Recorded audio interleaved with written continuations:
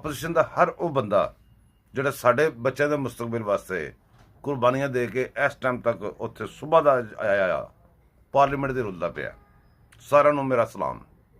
ਇਸ ਆਈਸ ਨੂੰ ਬ੍ਰੇਕ ਕਰਾਉਣ ਵਾਲੇ ਮੌਲਾਨਾ ਫਜ਼ਲ ਰਹਿਮਾਨ ਸਾਹਿਬ ਜਿਹਨਾਂ ਨੇ ਕੰਮ ਸਟਾਰਟ ਕੀਤਾ ਸੀ, ਉਹਨਾਂ ਨੂੰ ਸਲਾਮ।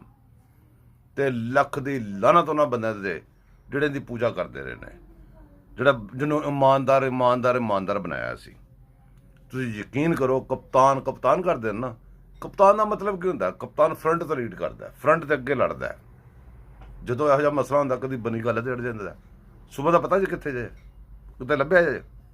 ਇੱਕ ਹੋਰ ਗੱਲ ਦਾ ਤੁਹਾਨੂੰ ਦੱਸਾਂ, ਉਹਦਾ ਚੂਹਾ ਜਿਹਾ ਗਿਆ, ਉਹ ਪੈਨਸਲ ਖਟਕ, ਉਹ ਤੇ ਸ਼ੀਦਾ ਟੱਲੀ ਤੇ ਦੋ ਹੋਰ ਬੰਦੇ, ਸੋਚੋ ਸੁਬਹ ਦੇ ਕਿੱਥੇ ਪੈਰੀ ਪਏ ਨੇ ਜਾ ਕੇ, ਤੇ ਕਿੱਥੇ ਗੱਲਾਂ ਬਾਤਾਂ ਹੋ ਰਹੀਆਂ ਨੇ।